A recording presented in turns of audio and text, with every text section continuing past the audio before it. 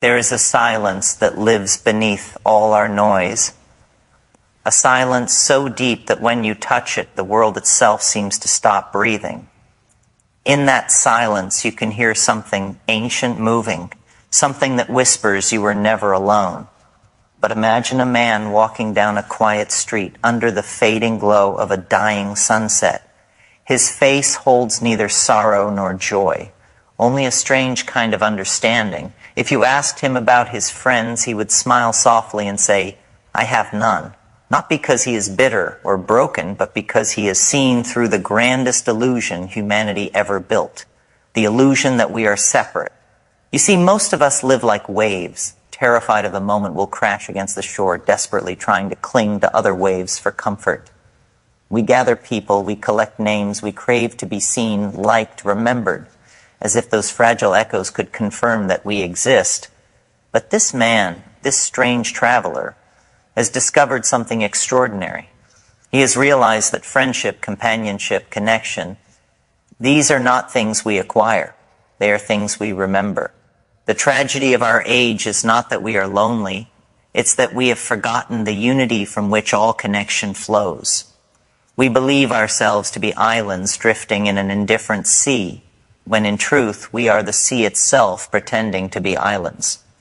Now this realization does not come easily. It shatters the comfortable myth of me and you, because to see through the illusion of separateness is to stand naked before existence itself. No masks, no roles, no familiar walls of identity to hide behind. That is why most people never do it. They prefer the noise of company to the terror of silence. But this man, this solitary wanderer, has chosen silence, not as rejection, but as revelation. He has discovered that in silence you do not lose yourself, you find yourself. And here lies the paradox that frightens the mind. The more you chase friendship, the further it runs. It's like trying to grab smoke with your hands. The tighter you hold, the faster it slips away. The one who stops chasing, who allows himself to stand still, begins to notice something astonishing. The very presence he was seeking in others has always been here, breathing quietly behind his own eyes. Think about it. What is it that you truly seek in another person? Someone who understands you. But who is this you that demands to be understood? Someone to share experiences with, but who is the experiencer? Someone to laugh with, but who is the one who laughs? The more you inquire, the more you realize there is no fixed boundary between self and other. The one who seeks and the one who is sought are ripples on the same surface. Awareness, like water, cannot be divided. It only appears divided when you mistake the ripples for the ocean. The man who walks alone has seen through this trick. He has realized that loneliness is not a punishment. It is a mirror, a test of how deeply you have mistaken yourself for the small character playing in the cosmic play. He has seen that every friendship, every relationship is consciousness meeting itself in disguise. When you sit across from someone, you are not looking at a stranger. You are staring into another portal through which the same infinite awareness gazes back. But the mind doesn't want to hear this. The mind wants control, to name, to possess, to define. So it invents the game of needing. It says, I need friends, I need love. I need someone to complete me. And the moment it says that, it forgets the simple truth. Completion is the nature of what you already are. That's why most friendships feel so fragile, because they are built on two incomplete beings trying to complete each other. Two hungry ghosts trading crumbs of validation, mistaking temporary comfort for connection. But when you no longer seek completion, you no longer cling. You love differently. You listen differently. You become like the sun, shining not to be noticed, but because shining is your nature. The man who walks alone does not avoid people. He does not retreat from society and bitterness. He simply walks with a kind of effortless wholeness that needs no confirmation. He can share laughter without needing to be the source of it. He can listen without waiting to reply. He can love without asking for anything in return. His life moves like wind, touching everything, clinging to nothing. And people feel this. They sense a strange magnetism around him. He does not demand attention, yet he draws it. He does not seek friends, yet he attracts them. Why? Because wholeness has a frequency, a quiet gravitational pull that cannot be faked. The one who has stopped searching becomes the one everyone is searching for. But he doesn't notice. He isn't trying to be spiritual or mysterious. He has simply stopped pretending to be incomplete. The masks have fallen away, and underneath them he discovered not emptiness, but everything. You see, the great cosmic joke is this: consciousness plays hide and seek with itself. It creates billions of forms, humans, animals, stars, thoughts, and hides within each one, whispering, "Find me." And so we wander, searching for love, for meaning, for belonging, never realizing that the seeker and the sought are the same dreamer asleep in its own creation. The man who walks alone has woken up from that dream, not in some dramatic flash of enlightenment, but in quiet recognition. He looked deeply into his own loneliness and saw that it wasn't loneliness at all. It was life longing to remember itself. He saw that what he called me was just a temporary costume stitched from thoughts, memories, fears, and desires. And behind that costume was something boundless, something that does not crave friendship because it is friendship itself. To live from this realization is not to withdraw from the world, but to participate in it with an open heart. You become like a mirror that reflects everything but holds on to nothing. You meet people not to extract something from them, but to recognize yourself in them. And in that recognition, a profound tenderness arises, a compassion that doesn't come from effort, but from clarity. You see the same light shining through every set of eyes, even the ones clouded with fear or anger. The man who walks alone has seen that even his own loneliness is sacred, that every pang of emptiness is the universe reminding itself of its own depth. So he no longer runs from solitude. He welcomes it like an old friend returning home. In solitude, he hears the hum of existence, the same vibration that moves the stars, the same pulse that beats inside every heart. He realizes that life was never about collecting people or experiences. It was about remembering that he was never separate from any of it. Realization changes how you breathe, how you move, how you see the world. Suddenly, every face on the street becomes a reflection, every sound a message, every moment a doorway back into the infinite.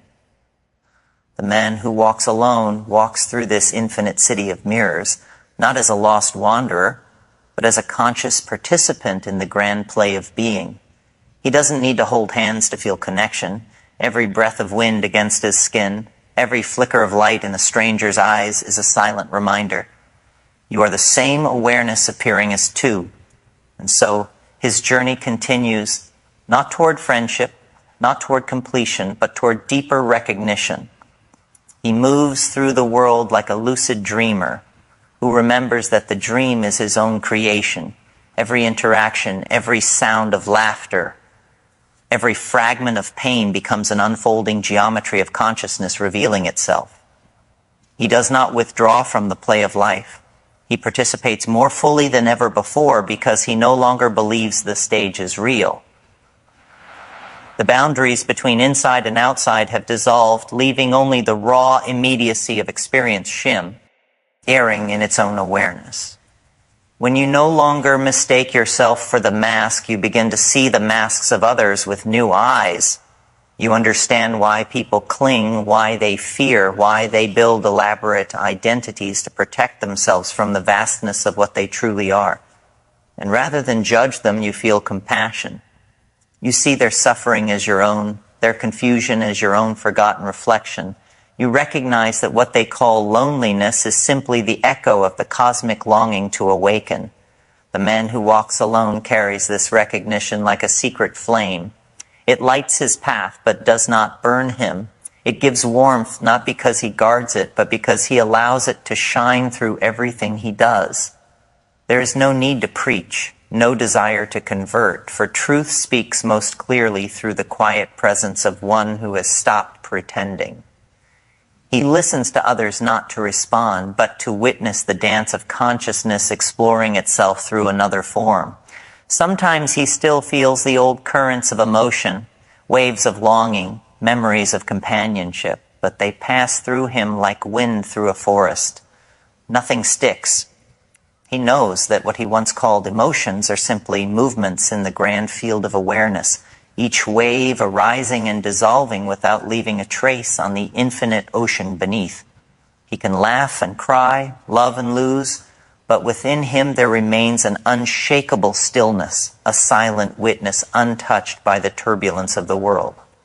It is this stillness that gives birth to real connection. When you meet others from stillness rather than need, your presence becomes medicine. Without effort, you offer something rare in this restless age, the permission to simply be. Around you, others feel safe to drop their masks, even for a moment, and in that moment they too glimpse the unity beneath the performance. The man who walks alone becomes a mirror in which everyone sees the face of the same infinite consciousness they had forgotten. He walks through crowds as though through waves of light. The noise of the city, the chaos of movement, the endless chatter, all of it merges into a kind of sacred music. Every sound is the universe speaking to itself. Every face is an aperture through which eternity peers back. There are no strangers anymore, only familiar fragments of the same mystery wearing different costumes. You might think such vision would make a person distant, detached from the human world. But the opposite is true. He becomes more human than ever, because he finally sees humanity as divine play. He can hold a child and feel the pulse of galaxies in its heartbeat. He can watch two people argue and sense the cosmic friction of creation balancing itself. He can sit in a room alone and feel surrounded by the infinite chorus of being. This is what happens when the illusion of separateness falls away. The entire universe becomes intimate. Ordinary becomes miraculous. A cup of water glistens with the reflection of the stars. Breath that enters your lungs feels like an ancient wind moving through every creature that has ever lived. Life stops being something that happens to you. It becomes something you are eternally participating in. The man who walks alone no longer searches for meaning, because meaning itself has become the fabric of his perception. Each step, each sight, each sound is imbued with the same intelligence that carved mountains and composed the spiral of galaxies. He understands that existence is not a puzzle to be solved, but a poem to be experienced line by line without needing to know how it ends. He moves through this living poem with grace, because there is nothing left to defend.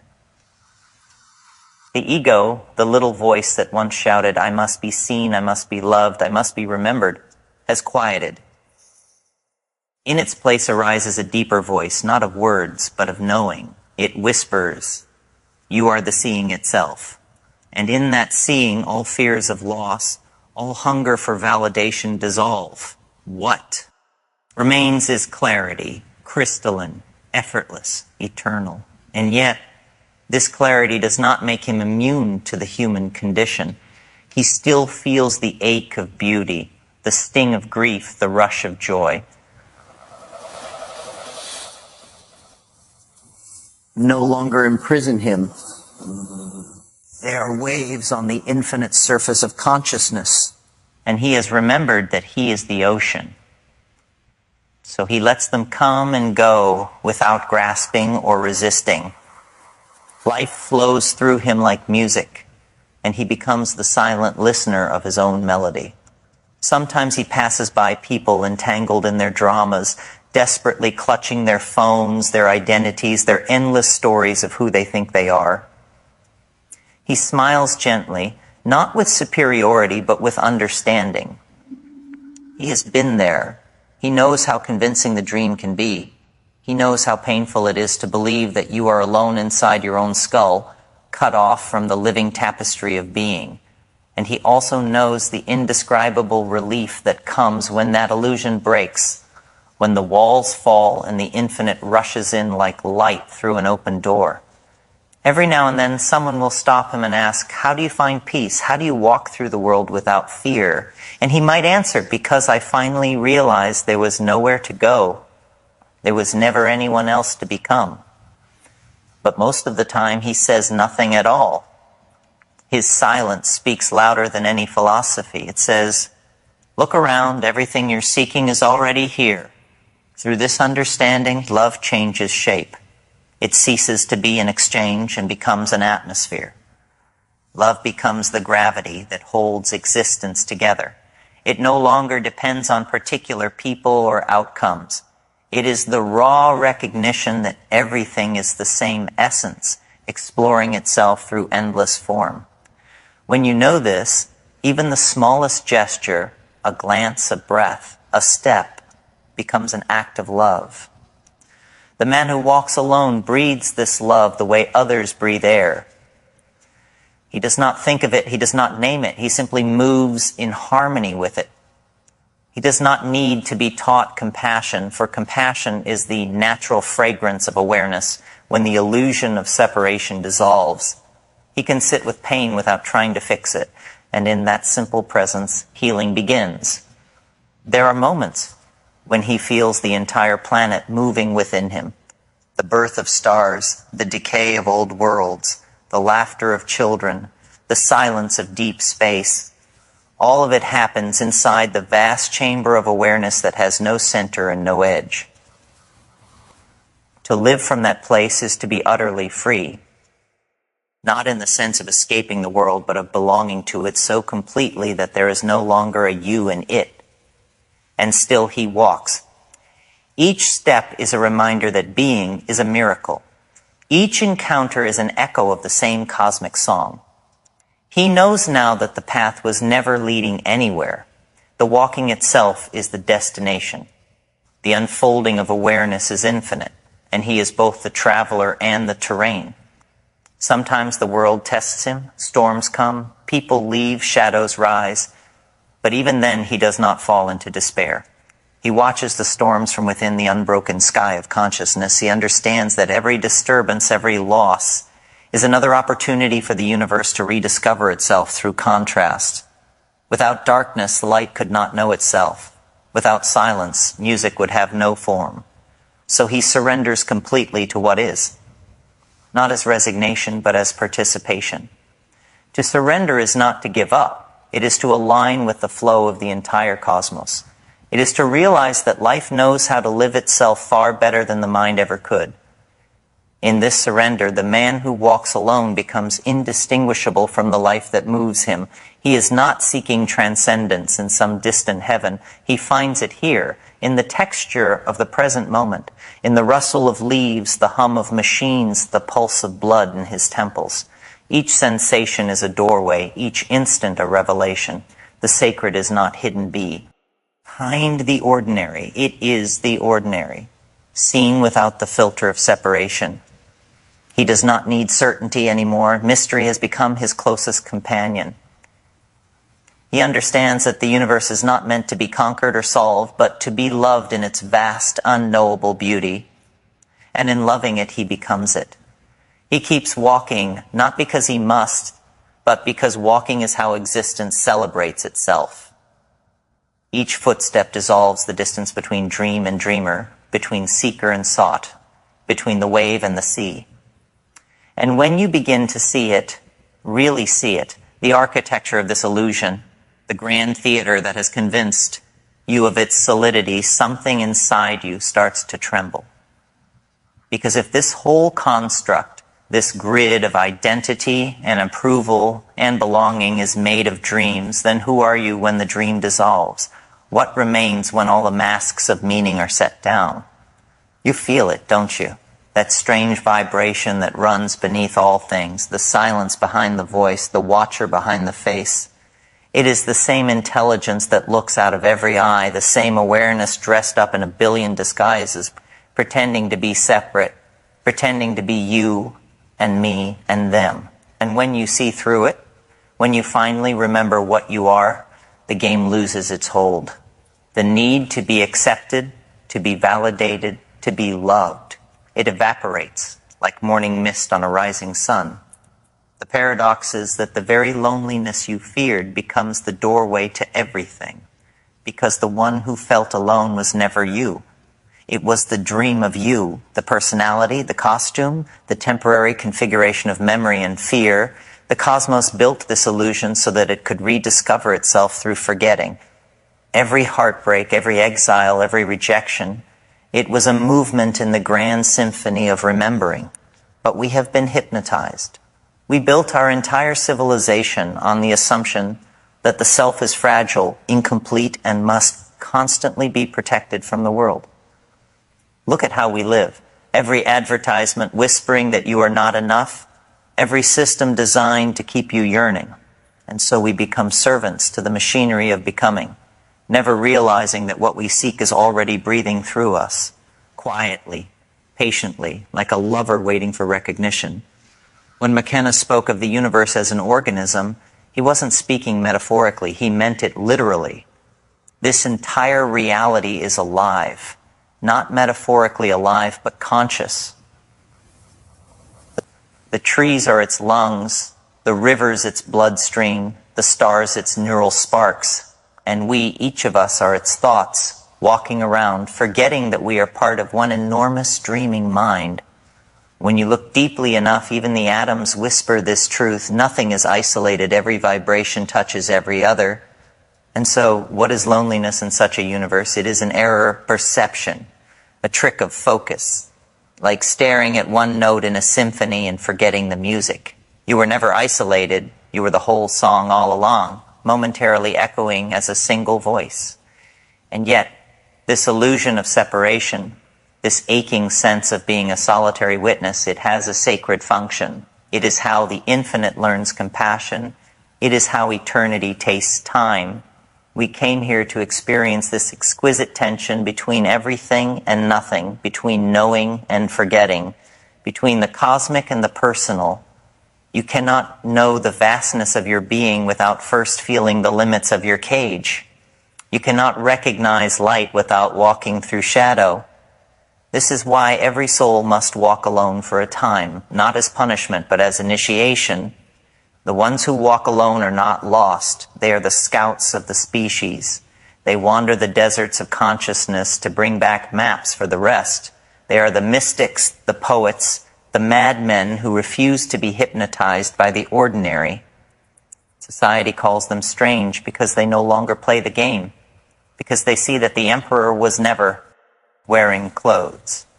But in truth, they are the immune system of consciousness, the ones who detect the sickness of conformity and call the organism back to its sanity.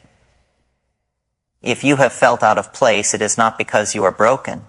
It is because you are waking up, and awakening by its nature isolates you at first, because you can no longer feed on the same illusions. You see through the theater and the laughter around you begins to sound mechanical. You want to shake people and say, don't you see, none of this is real, but you cannot. Because each being must awaken in its own time, in its own rhythm. You can only embody the truth so fully that it becomes contagious. And yet, this solitude is temporary. There comes a point when the current shifts, when you begin to sense others who are also awake. Not through words, not through faces, but through resonance. You recognize them in the way they hold silence, in the way they look at the sky as if listening to something ancient. You pass them on the street and feel the vibration of recognition. Ah, another one remembering. That is how the organism reconnects with itself, not through crowds, but through frequency. Humanity stands at a strange crossroads now. We have filled the world with noise, with simulation, with the glitter of false belonging. But beneath it all, the soul of the world is stirring. It is calling its scattered pieces home. You can feel it in the unease that ripples through the collective. People are tired of pretending. They are tired of chasing hollow victories. The masks are cracking, and behind them something vast and luminous is pushing to be born. You might think your private crisis is personal, that your anxiety, your restlessness, your hunger for meaning belongs only to you. But it does not. It is the voice of the planet itself moving through your nervous system, whispering, "Wake up." The loneliness of the modern world is not a failure of connection. It is the labor pain of awakening. Consciousness is contracting, forcing the human mind to remember its source. And so if you feel isolated, misunderstood, separate, remember, this is how stars are born. The universe pulls everything apart so that new constellations can emerge. The solitude you endure now is not emptiness, it is incubation. The silence you feel pressing in is not absence, it is presence becoming audible. One day you will look back on this period of exile and realize it was holy. It was the fire that burned away the false. It was the chrysalis that taught you the taste of your own wings, because the truth is not gentle. It tears through illusion like a storm, dismantling everything that is not real. And yet, when the dust settles, you find yourself standing in the same place, but everything is different. The air vibrates, the light feels alive. You see that you were never walking through the world. The world was walking through you, and that is the beginning of real seeing. The moment the dreamer becomes lucid inside the dream, the illusion continues, but now you dance with it. You no longer fear the solitude because you understand that every atom around you is a friend in disguise. Every wind is a whisper from home. Every star is a reminder that consciousness cannot die, it only changes form. And when you finally breathe without resistance, when you stop running from yourself, you begin to hear the faint laughter of the cosmos, the laughter of something ancient, remembering that it was never divided at all. And from that laughter, something awakens inside you. Not a thought, not even a feeling, but a remembering older than the stars. It's as if the universe suddenly exhales through your lungs, and you realize you were never trying to awaken. Awakening was trying to remember itself through you.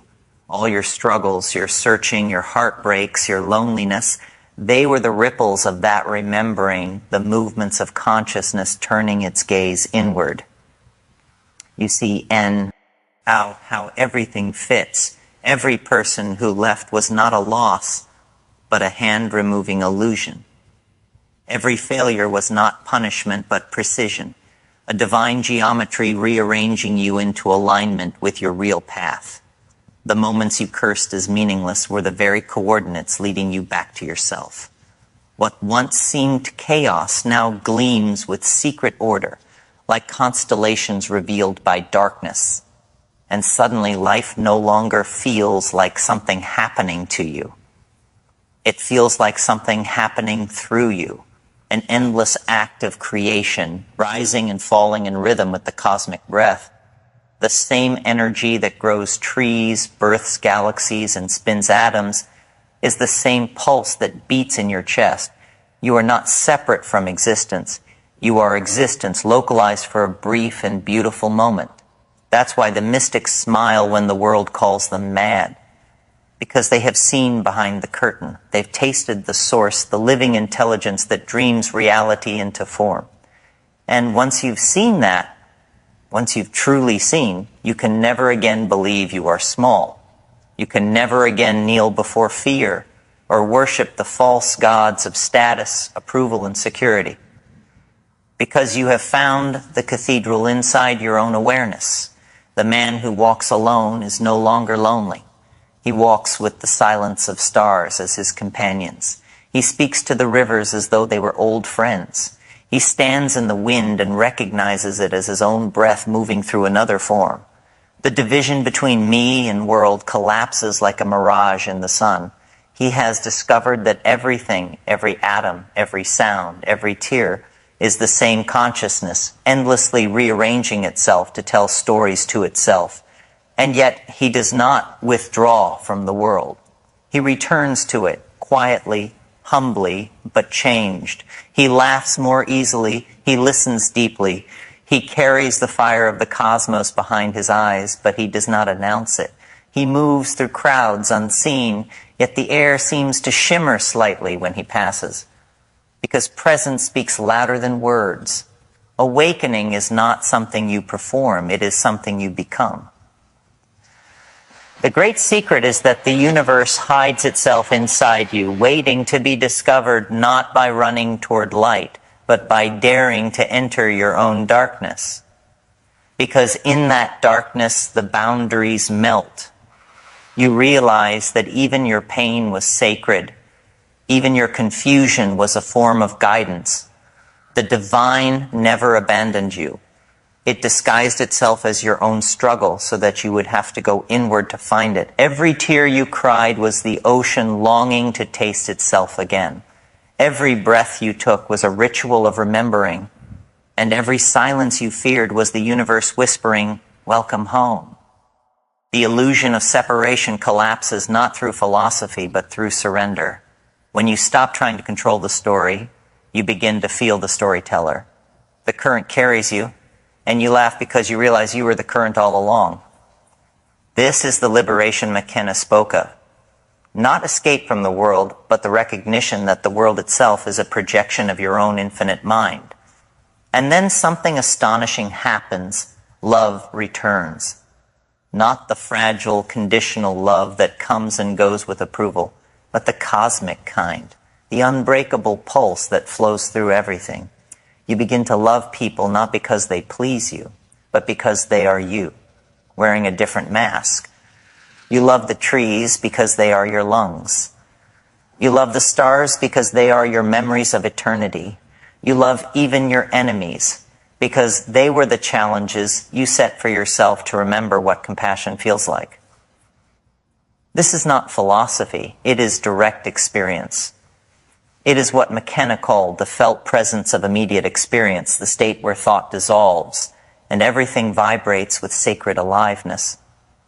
You no longer seek meaning because you have become the meaning.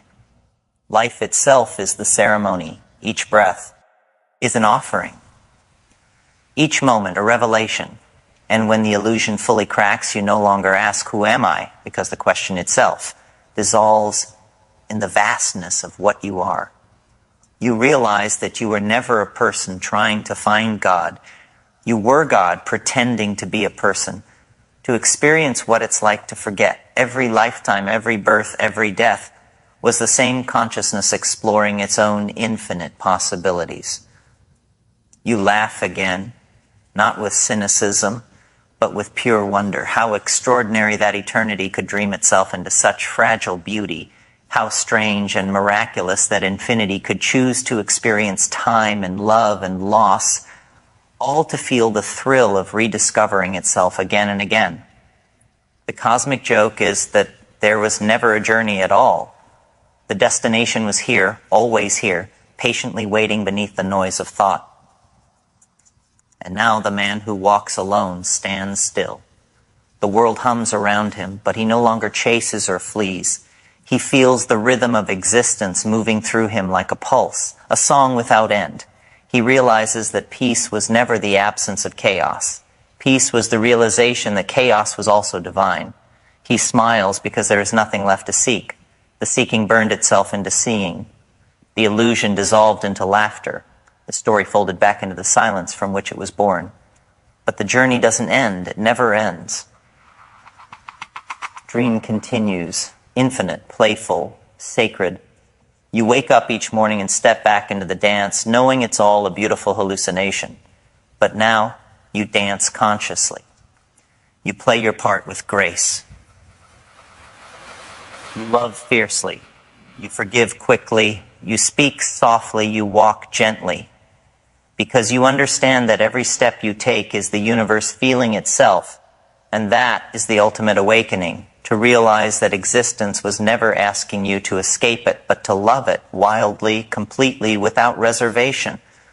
Because in the end, there is no man walking alone. There is only consciousness, dreaming itself as him, as you, as me, wandering through eternity, whispering the same eternal truth in every form it takes. You are never lost. You are the path all along.